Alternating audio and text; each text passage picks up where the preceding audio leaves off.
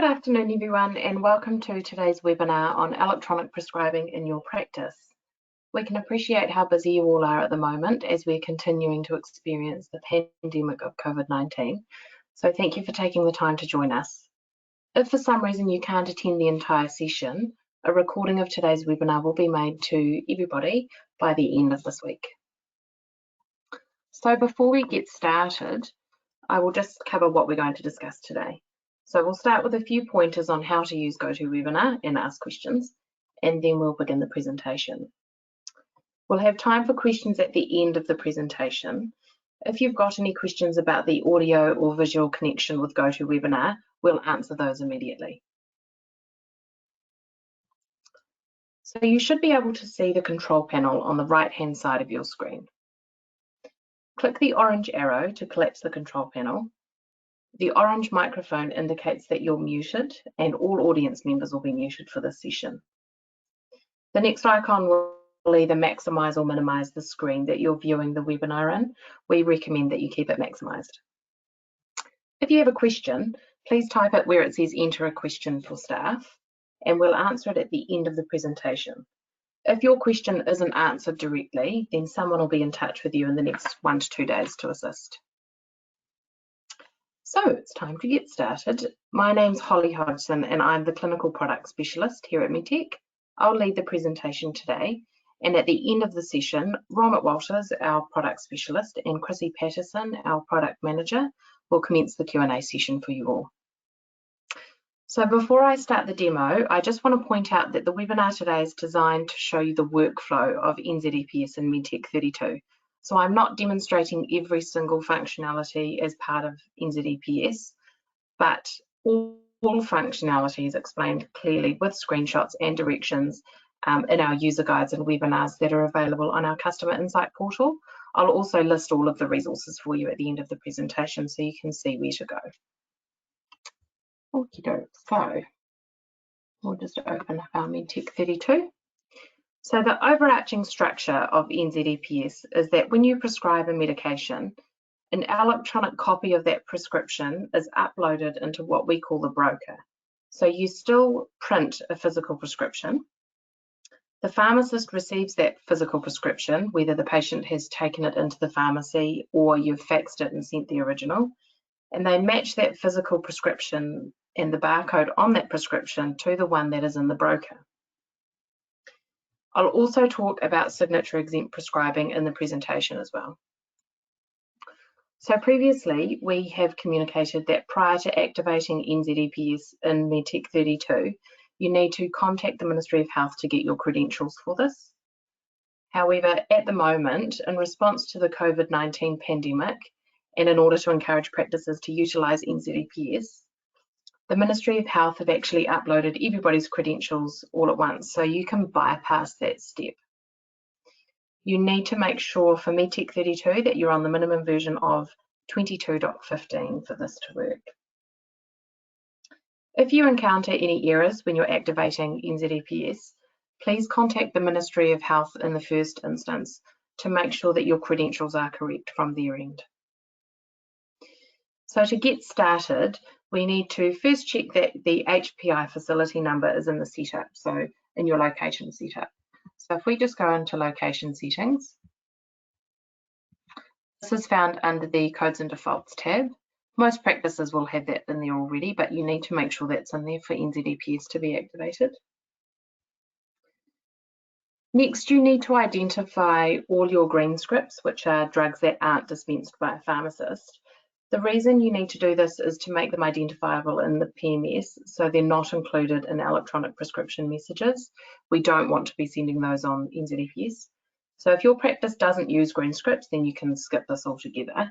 If you do though, you can run a utility. So it's found under utilities and it is green scripts, which is found. Sorry, it's just frozen for me for a second. There's more details on that section in our resources on our customer insight portal. Right, so finally you need to activate ePrescribing. So to do this, go into Setup, Connected Health Information Services and ePrescribing, and you'll be in this screen here. So you need to tick these two checkboxes here, authorizing and approving the activation, and then this button here will say activate, which on my computer right now has already been done.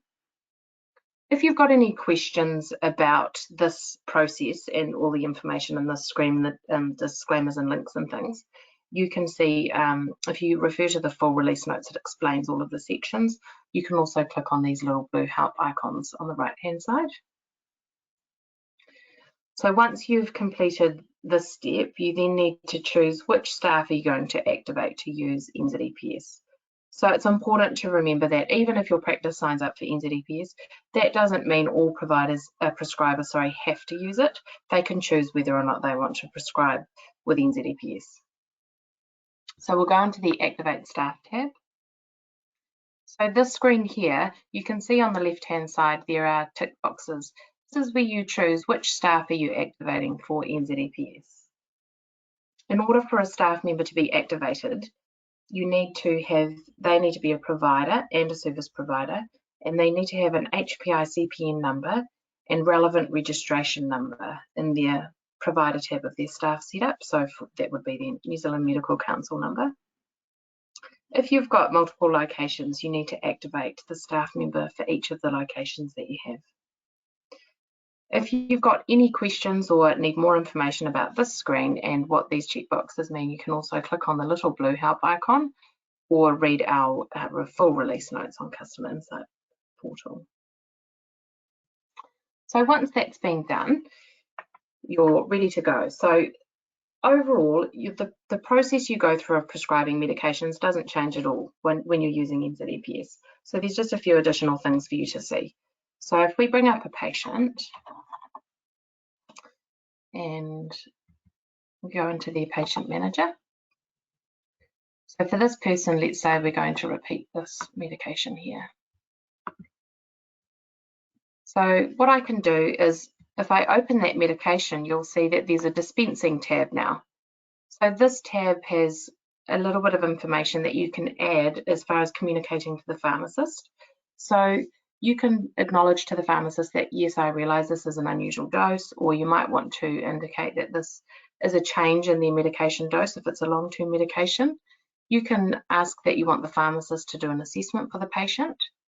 You can set a reminder for yourself if that medication isn't dispensed in a certain number of days. You can also tick to use the generic name on the medication label.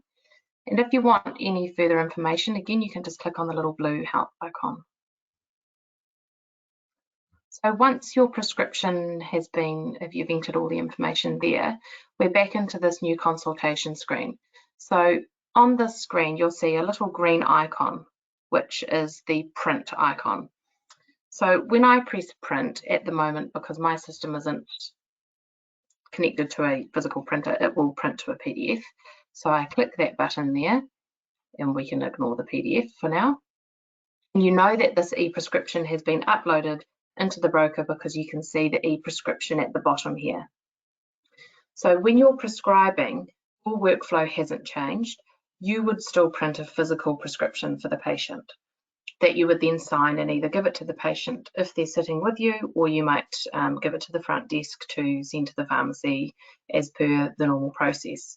So the only thing that's been added is that print button then triggers the upload of that prescription with a barcode to the broker. So I'll just show you an example of what that will look like.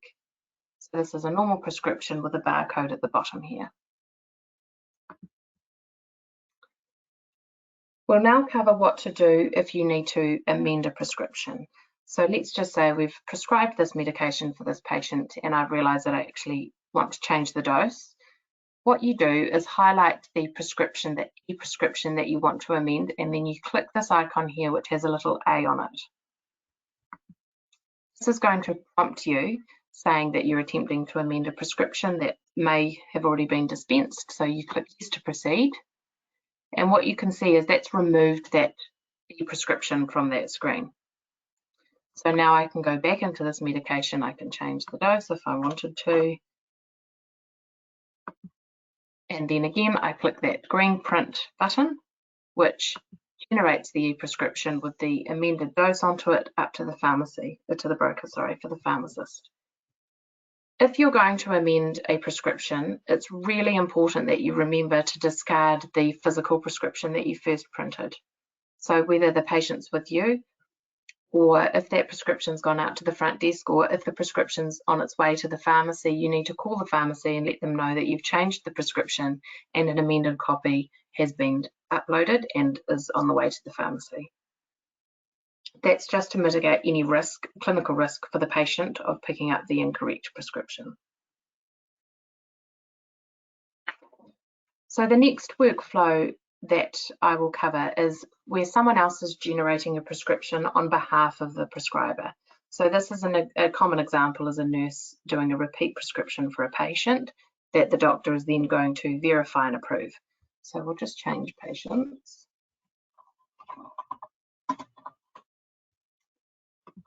Okay, so let's just say this person has asked to have a repeat prescription.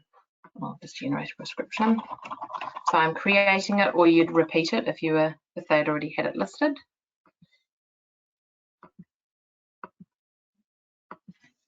Enter the information.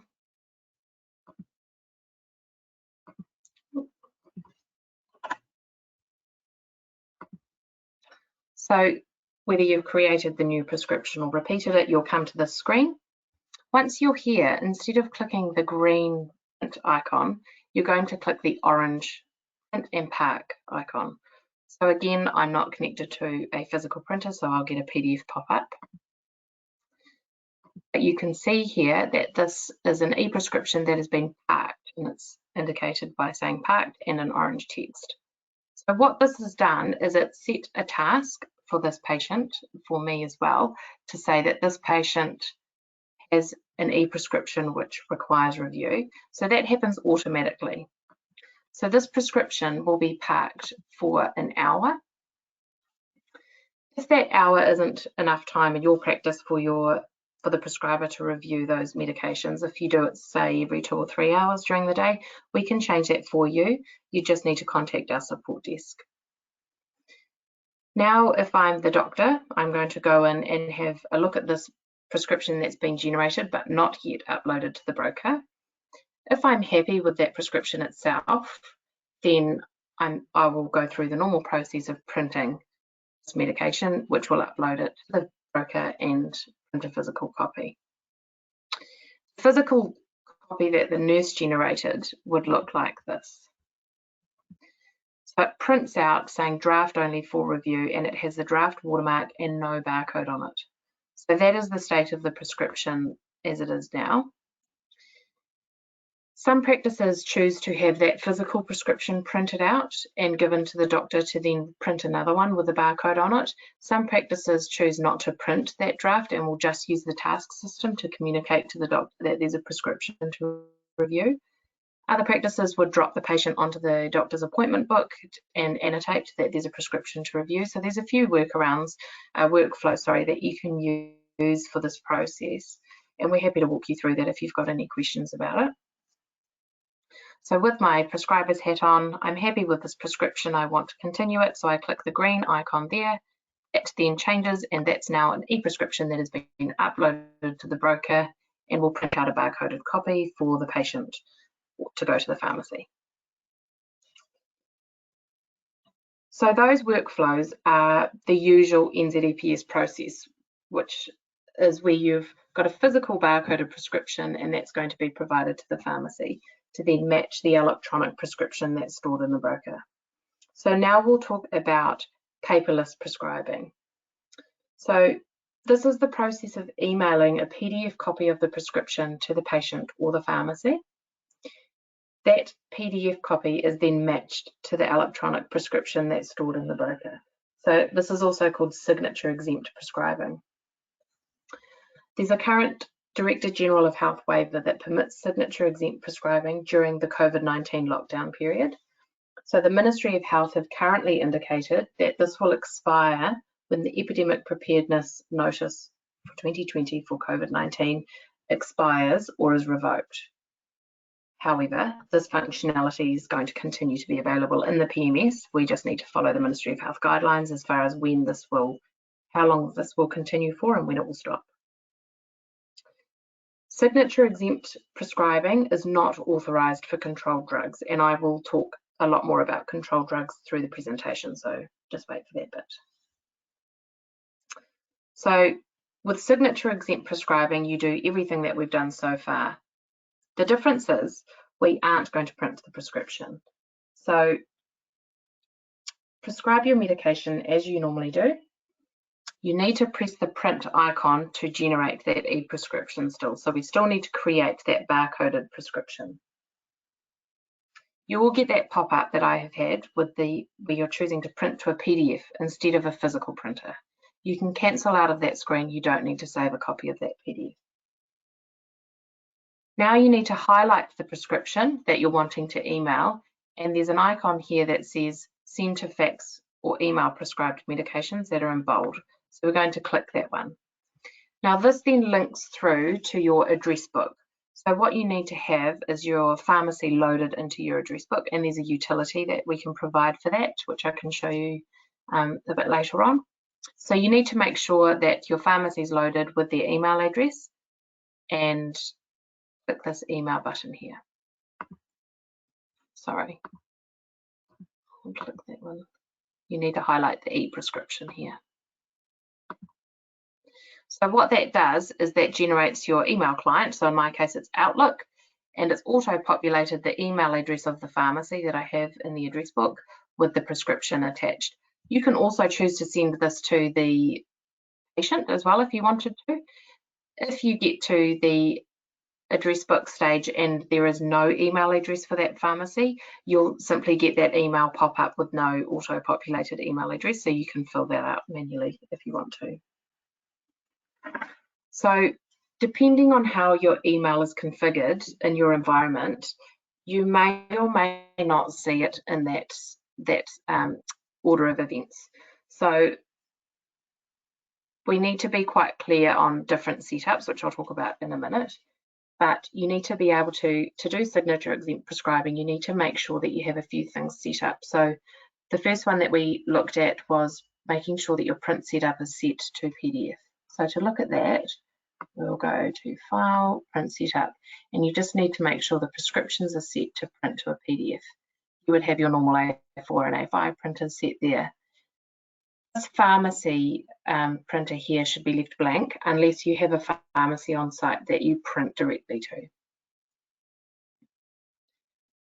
Next thing that you need to have set up for Medtech32 is make sure that the Medtech printer is installed. This has to be installed on every single workstation that will be using NZ DPS. So to check this, you go to Utilities and then Medtech printer, select Medtech printer and follow the prompts to have that installed. This is what enables you to print the prescriptions to PDF. So again, you need to make sure that's on every single workstation that's going to be using NZ DPS. For signature exempt prescribing, it's assumed that you're going to use it for all of your prescribing. So you shouldn't need to change your print settings to and from PDF. If you're choosing to do signature exempt prescribing, that will happen for all of your prescribing that you're doing. In order to be able to email these, then you need to make sure also that there's an email client, such as Outlook or Thunderbird, installed on every workstation. So if you're working from home, which lots of us are at the moment, and you're remoting into a server, you need to ensure that there's an email client installed on that server. This is something that you need to discuss with your IT provider, but if you are going to do that, we recommend a generic email account is configured on that machine, so the same account can be used by all providers connecting to that server and doesn't need to be reconfigured every time someone else logs in. Like I said before, if there's no recipient in the address book for that pharmacy, then you will need to put that information in yourself. So just to recap, to do signature exempt prescribing, you need to have an email client on your machine. You need to make sure that the Medtech printer is installed on that machine, and you need to make sure the pharmacy details are set up in your address book, and make sure that your print setup is configured to print to PDFs. So I'm just going to talk a little bit about controlled drug scripts now. So currently, NZePS controlled drugs must still meet the current regulations, which are that they require a physically signed prescription to be sent to the pharmacy within 2 days of a prescription date.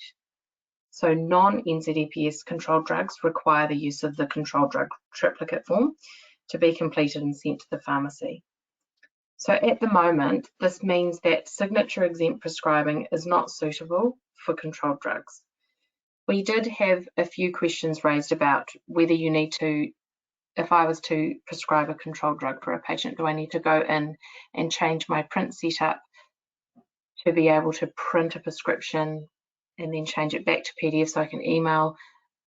This, you can do that if you want to, but another option is you can print that PDF directly from the email if you want to print that prescription that way. So we're just going to go back to this PowerPoint for a moment. We've got a number of enhancements to NZePS coming out next week, so I'll just walk through a couple of those. So we're going to have electronic faxing capability. So in the emails, in the screen where you choose to email it to the pharmacy, you'll also have the option to e-fax it. We're also going to have an enhancement which writes back automatically into the daily record and the daily treatment when a prescription is emailed or faxed. So you can see and track that an email was sent for that prescription or faxed for that prescription. We'll also have updates to the view medication screen, which gives audit details of the email or faxing status. We're also going to update the indicator in the daily record and the daily treatment for the ePrescription to identify whether it was printed, emailed or faxed. And lastly, we're going to change the title of the email subject when you do email a prescription to include prescription from whatever your name is for whatever the patient is, rather than just the word prescription. So as I said before, our Insight Customer Portal has a consolidation of all of our resources relating to NZePS, and it's found under the COVID-19 resources banner. So you'll see here there's NZePS resources for Medtech32. If you click on that, it will then take you down to all of the training and user guides for NZePS and a link also to the webinars, which shows you in more detail each step and each function that we have in the NZePS.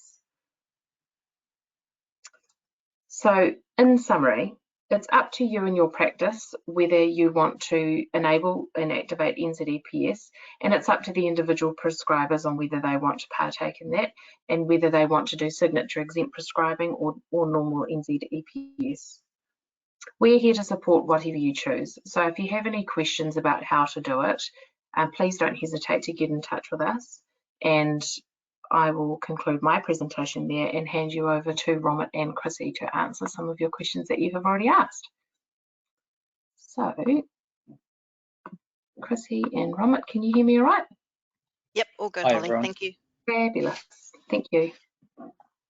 Okay, everybody, we have quite a few questions that have been asked, so we're going to go through as many as we can, and Romit and I will attempt to answer those. If we don't get to all of your questions today, then we will contact you outside of the webinar within the next few days and answer those questions directly with you. So the first question that we are going to go through is quite a long one, so just bear with me for this one. So the question being asked is that sorry, 1 second, it's a bit of a small screen to have to look at here. Please check whether your prescription system qualifies for signature exempt. Has the program supplier confirmed with you? So just reading the communication from the Ministry of Health and the requirements around signature exempt prescribing, the prescription or the electronic communication that sends the prescription includes all of the following: the prescription registration authority number, e.g. the medical council number. Yes, your medical council number will be included on your script. The contact details of the prescriber to enable the pharmacy to contact the prescriber to verify identity and request amendments if necessary. Yes, as long as your provider logo or your practice location logo has your contact details, they will be printed onto the prescription. And the last one is around the statement that the prescription meets the requirements of the Director General of Health's waiver for March 2020 statement being presented on the script when printed. We have not made a change to the software to hard print that on the prescription, because when the waiver is revoked or lifted, we would need to make an application change once again to remove that when you're sending a e-prescription through. So the way to get around that at the moment, and to ensure that your scripts have that on there if you would like to include it, is within your setup staff member screen. On the provider messages tab, you have the ability to add what is called an RX message. There is a start date and an end date that you can configure for that RX message, as well as the message that you want to have presented on those scripts when they are printed. So you would just need to add that into the staff setup for each provider that will be prescribing and that you will be sending as an e-prescription, so that statement does appear for you. The next question that we have is one that is asking, what is the broker? So the broker that Holly was referring to is the centralized system that manages the e-prescriptions between GPs and pharmacies. So it's an intermediary holding place where e-prescriptions sit once they have been generated within the GP software. And when the barcode is scanned at the pharmacy, that script information is then pulled down from that centralized system into the pharmacy's dispensing system, so that they have all of that information available. Next one, Roma, is one for you. How many times can you amend a prescription? Yeah, so the amend functionality essentially cancels the e-prescription which has been generated. So it's not that you will get the same e-prescription when you make your changes. You then generate a new e-prescription. So theoretically, you can amend, which cancels and repeats those medications, then make your change, and then generate a new prescription, and then amend that, and so forth. So it's limitless if you go through that process. But yeah, we don't recommend you do it too many times. Next one, does the task for the prescription on hold automatically complete once the prescription is generated? I'd have to get back on that one. I'm not entirely sure. Okay, well, we'll come back directly to the person that asked that question. Is the amend function really just a delete function requiring a new e-prescription, and can a parked prescription be amended? Yeah, so the actual functionality for amending, that's only needed for a e-prescription that has been generated. So for a parked one, you can just edit the medications that are within the parked e-prescription. Once it's then generated the actual e-prescription, then you have to use the amend function. Can a parked prescription be amended before it is approved? Yes, I guess that's the same question. Same question, yep. Yep. Yes, definitely. Okay. So you can edit it, you don't have to press the amend button. Yeah. Cool. Holly, one for you actually that you can show in the software. How do you add an email address for a pharmacy to the address book? Sure, so in your address book, you can, I think I called my pharmacy, Happy Fit Pharmacy there. In the address details, there's an email section there. So you just need to make sure you've got the pharmacy's email address in there, and then it will auto-populate when your email client generates the email. So that was under setup, agencies and address book. And then Holly just opened up the pharmacy address that was pharmacy entry that was stored in her address book, and she edited it directly from within there. The next one, can you go through the printer setup again, please? Would you like to cover that one quickly? Printer setup, sure. So under File, Print Setup, if you're wanting to do signature exempt prescribing, you don't want to print the physical prescription. So you need to, in here, you need to say that you want to print prescriptions to a PDF. And that means when you do choose to print the prescription, so if I bring up a different patient,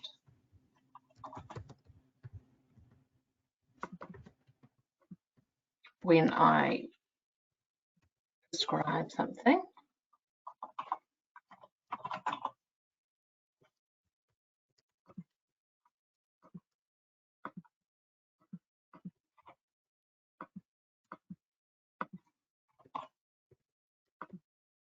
and I click this print button, you'll see that it actually prints to a PDF.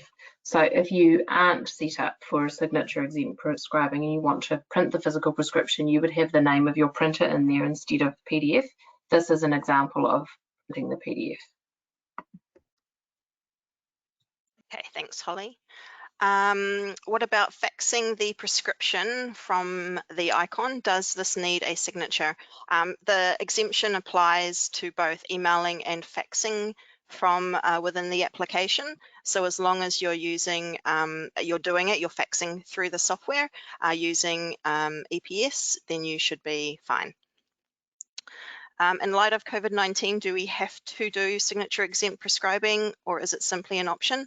You do not have to use it. It is an option available to you to avoid face-to-face contact or communications with your patients at this time. So you can use NZ DPS without signature exempt prescribing, or you can use them both together. It's up to you what you want to do as a practice.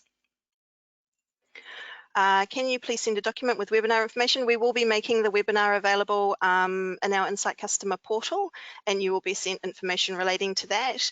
And that will also then show you also the links where you can find all of the information, user guides, quick start guides, frequently asked questions, and the pre-recorded webinars on the customer portal as well. Can you please talk about the address book utility? Is there a way to auto-populate details from pharmacies rather than manually doing? Yep, so on our Insight Customer portal, as part of the giving you the ability to do the paperless prescribing, we have created a pharmacy address book utility. That's available on the customer portal. Holly's got the screen open at this point in time, so you can see there the pharmacy address book load utility. So what this will do when you run it for your practice, it will present you with a screen that allows you to select the city and suburb that you would like to load pharmacies for. So you don't have to load the entire pharmacy list for the entire country into your system. You can just selectively choose which regions or which locality you want to load. That will bring into your address book an automatically populated list of the pharmacies, their addresses, their phone and fax numbers, and email addresses as well.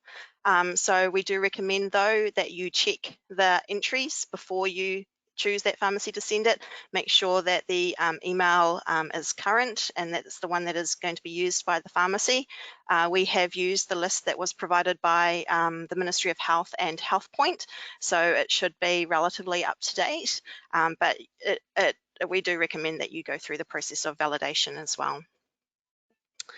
The next question is around emailing. So will Medtech know whether Outlook has actually been successful in emailing the script, which does not always happen if Outlook is not open in the background? Yes, we will be able to tell. So we are releasing, as Holly mentioned before, a new update, which should be available early next week. And in that update, we will be able to tell whether Outlook has successfully sent the script, and as Holly mentioned, it will be written back to the patient record, and you will be able to see that it was emailed or faxed if you're using the eFax service, as well as the recipient in which it was sent to, recorded on the patient's file. So you have that for auditing capability. Next question. Romit, one for you. If you amend a prescription, does it change the barcode? Yes, because you're cancelling. Well, when you amend, it's actually cancelling the e-prescription, so that barcode is going to no longer be available to be used. And then after you make the changes to the medication which you're correcting, you would then generate a new e-prescription, which would have a completely different barcode. Okay, thanks, Romit. The next question here is, who is the best person to contact re NZ DPS queries? So in the first instance, we recommend that you look at the information that is available on the Insight Customer portal. And we say that because our support desk is having quite a increased load at the moment. So it may take a little while for somebody to get back to you. If your question can't be answered with the information that's available on the Insight Customer portal, then our support desk has some dedicated people that understand this functionality inside and out out and the questions are being directed to that specific person. Our support queue has specific prompts. If you're calling around NZ DPS queries, you can push a specific number and it will take you straight through to those relevant people that can answer those questions for you.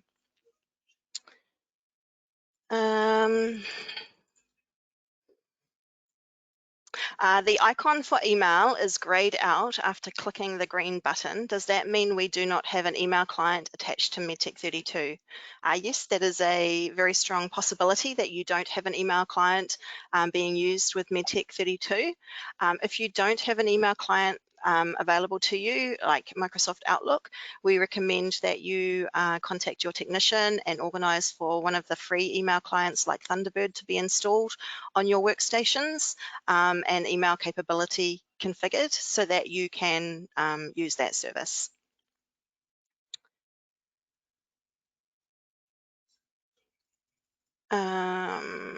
Sorry, Chrissy, is that Yep. also possibly they're asking that they can't press the button to bring them to the screen to press the email button? Then they'll need to get the Medtech printer. Quite probable, yes. Installed. Yeah, so that's the other thing. You'll need to install Medtech printer if that's the case. Okay.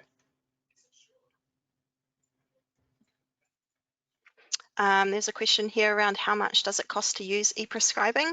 For the person that asked that, we will have one of our account managers contact you directly. But on the activation screen within the application as well, there are some links that you can click on that will take you to the page on our website that has all that information available for you as well. It's under the ongoing ePrescribing costs.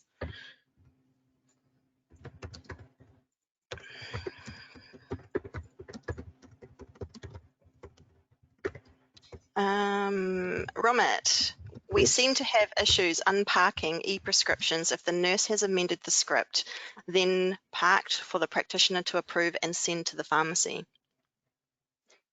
Okay, so there was a parked e-prescription, and then there was amend, and then there was no ability to actually generate an e-prescription from it. So this may occur if the actual any medications that got edited, they have a provider which is not set to a provider who's activated for e-prescribing, or it may occur if you're not actually selecting the e-prescription, the parked e-prescription. Okay, so the first one is where Holly's showing us from the provider section. So you need to make sure whoever's set within any of the medications under that e-prescription, under the provider section, has been activated for e-prescribing. That's the first check. And the second thing is to ensure that you are selecting the e-prescription, the parked e-prescription, before attempting to press the green print button to print and generate the prescription. Yep. Cool. The next one, if the pharmacist calls and wants an amendment, is this a new script or can you amend the original script that was sent? That would be a new script that they'll need to generate. So they would essentially have to select that e-prescription, amend it, and then send it off again to the pharmacist. Yeah, because as mentioned previously, the amend is a cancel of that e-prescription, so it'll be no longer being valid. Yeah. Okay, cool. How do we know the prescription has been received by the pharmacy that we faxed it to?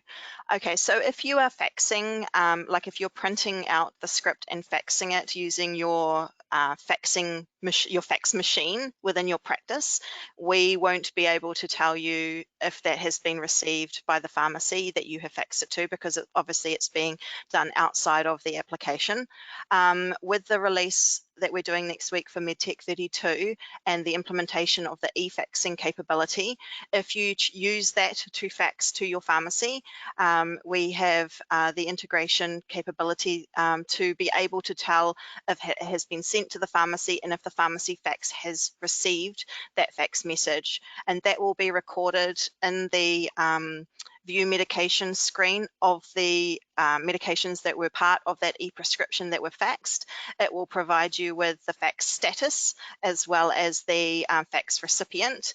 And in the messages lodged screen within the application on the fax tab, we will also have a record of all of the faxes that have been sent out of the application that you'll be able to go back and reference as well. Can I add to that, Chrissy? Yep, you can add to that, yep. There's also, if you actually double click the e-prescription, can you just do that, Holly?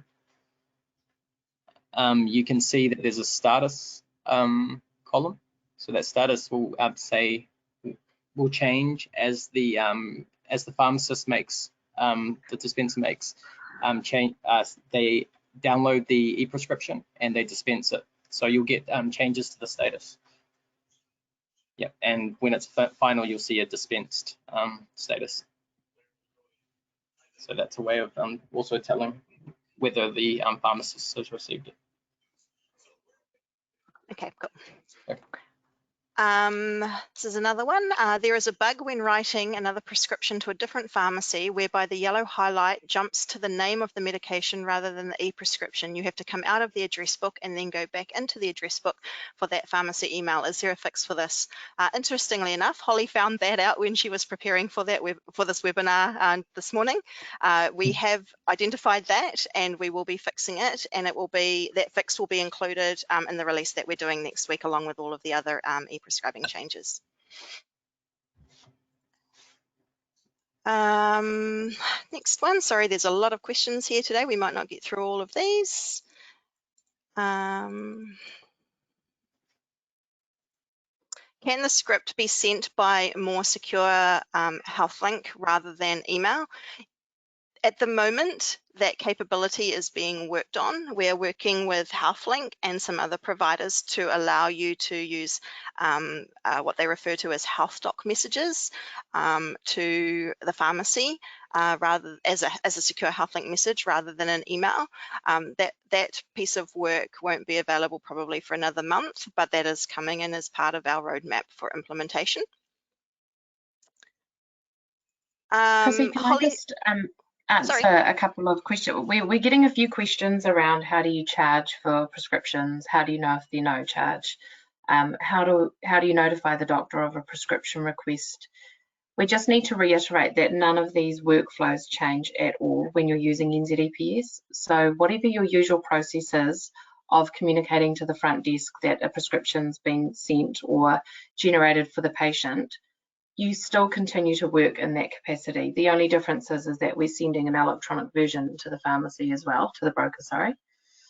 With prescription requests, when a nurse is generating a prescription for the doctor to verify, again, whatever process you're using, whether you send a task, whether you print it and put it under the doctor's door or in their file, whether you drop that patient down on their appointment book, the idea is that you continue to do the same workflows.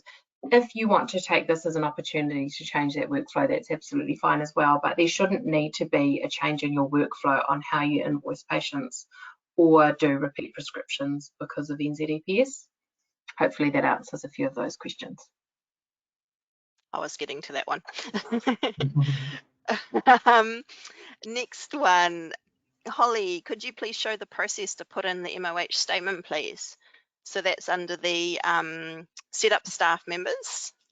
Yeah, one here. And if you just double click to open up one of your providers there. Sorry.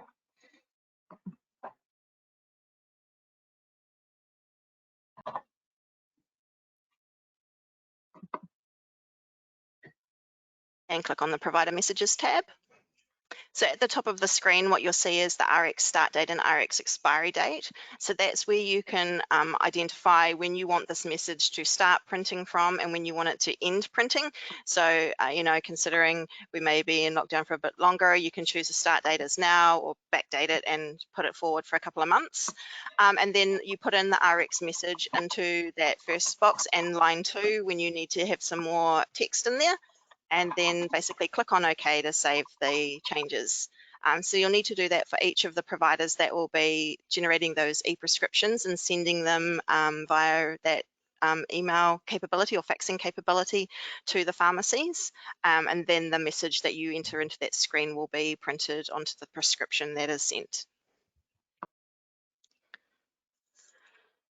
Is it possible to import the address book from another practice using Medtech32 to my new practice, which is using the same system? That can be done, but you will need the support of our team to be able to do that for you. We'll have to extract it from one system and then import it into the other. So you're best to contact our support desk and lodge a request for them to assist you with that, and they can take you through the process of getting that done.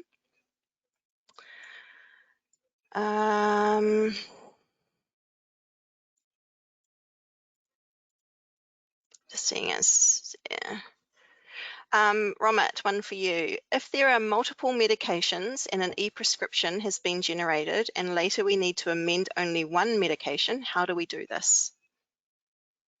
So you do have the means, well, there's a few things. One, obviously the amend cancels the whole e-prescription and it repeats all those medications. So that's the first option. But if you just wanted to take a single medication out, you can always double click the e-prescription. You just do that there. Ollie.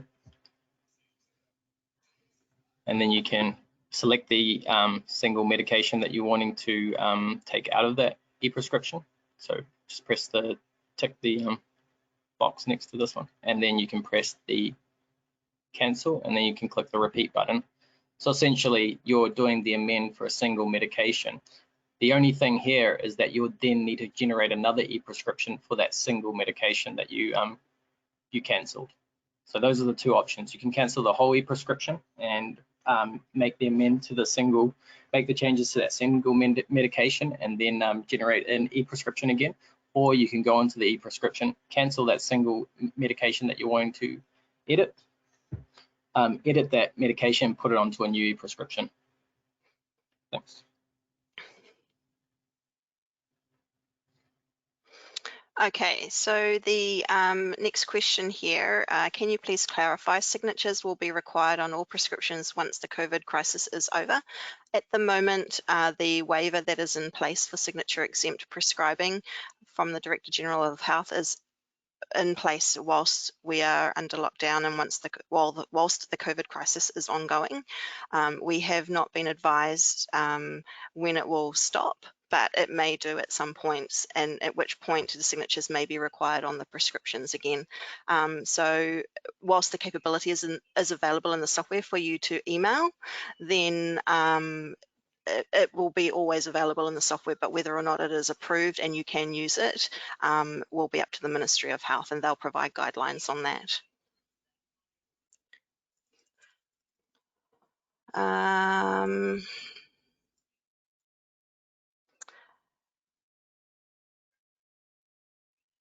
How do you unpark an e-prescription? So to unpark an e-prescription, you need to go to the parked e-prescription, which is shown as orange. In this case, we don't have one there. Yeah, we can. that's all right. So yep. So once the e-prescription, the parked e-prescription has been selected, you can then, the green print button will then be available, and on pressing that green print button, it will then convert that parked e-prescription line into a unparked e-prescription, or just a standard e-prescription, and you'll know that because it's no longer orange, and the words parked will no longer be there, as you can see here. So this is the parked prescription, and then once I'm verifying and saying that that's fine to prescribe, I press the green print button, and then that will change from parked to an e-prescription. And the key point there is that the e-prescription has to be selected. That parked e-prescription has to be selected.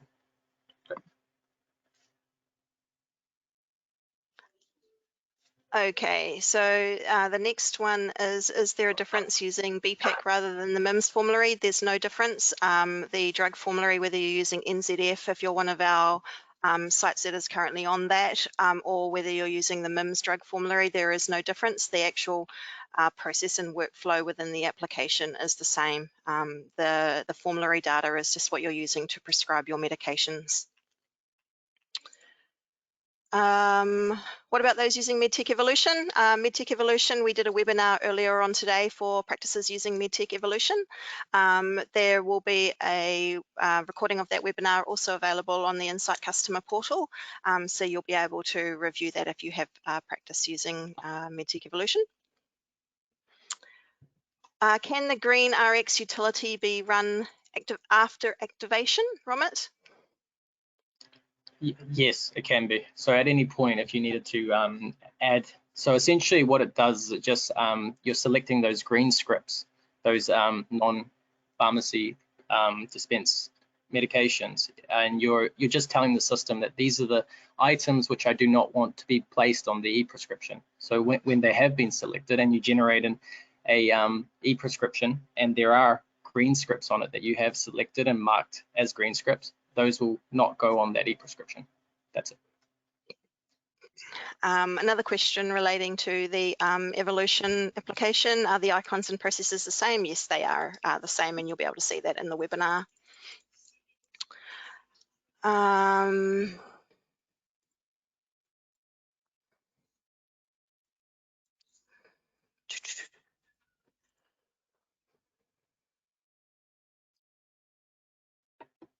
Romit, I am able to click the email icon before the RX button is generated and open Thunderbird, but the icon is grayed out. From the console, so they select the. Okay, I mean, so the e-prescription has been selected and we can't select, so this would be the whole Medtech printer. Yeah. But it hasn't, yeah. So we'll just demo that because I think that another question came. So before you can actually do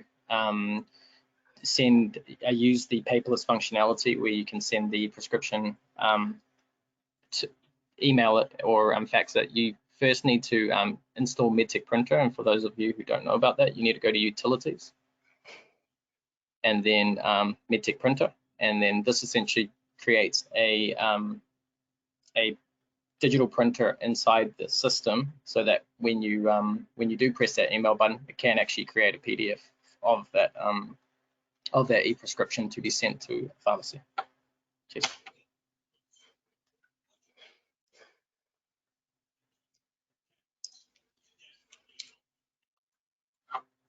Okay, can the pharmacist make minor amendments to be later authorized by the prescriber?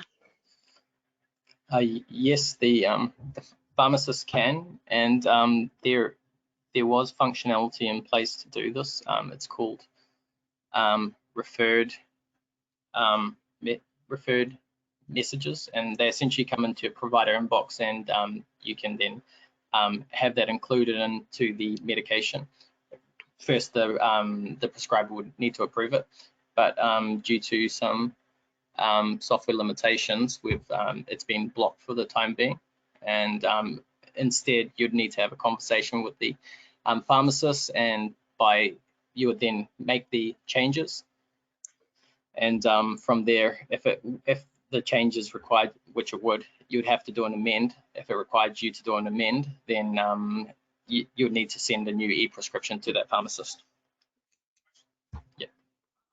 Okay, when we click and send to fax or email, and we choose email, why does the PDF attachment have copy only on the top of the prescription? So historically, the prescriptions have had copy only placed on the top of the scripts that have been emailed from the application. Email capability has always been there, but you've never been able to use it properly because you still need to have a signature on your piece of paper, which is why it's always previously gone as copy only. In the update that's coming out next week, we are removing the copy only text at the top of the script because it is a valid prescription even though it doesn't have a signature on it. So that will be removed in the update that's going out next week. If we activate ePrescribing and it takes 6 weeks to get it up and running, can we deactivate it and reactivate? You can. It won't take 6 weeks to get it up and running. The activation process is pretty quick and simple, as Holly demonstrated earlier on. If you are having issues getting it activated, feel free to contact the support desk and they can run through the process with you on the screen and get you up and running so that you can start using the system. When amending a script, that is just a few more questions because we're just about out of time. With amending the script, sorry, this one's a bit funny worded.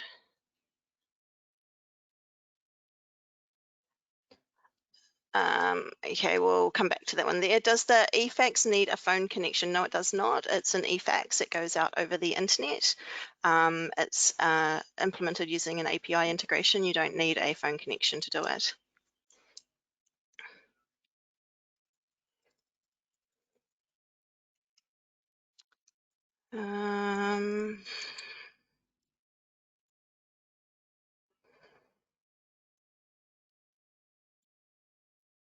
Is there a maximum amount of medications it allows you to do on an e-prescription?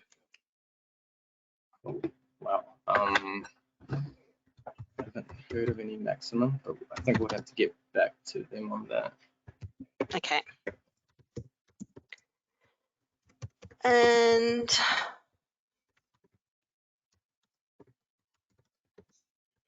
we are unable to generate a PDF even when the setup is all okay. We'll only print to our printer. There may be, you need to have the Medtech printer installed to be able to generate the PDF.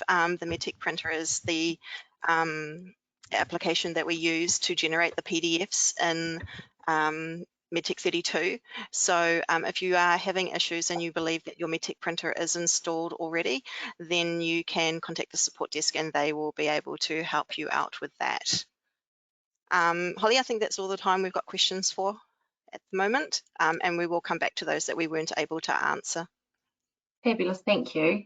Thank you everyone for joining. There will be a copy of this webinar up on the Customer Insight customer portal very shortly, and we'll get back to people whose questions we haven't answered. All right, thank you, Chrissy and Romit. Great, thanks. Thanks everyone. Thanks. Bye everyone.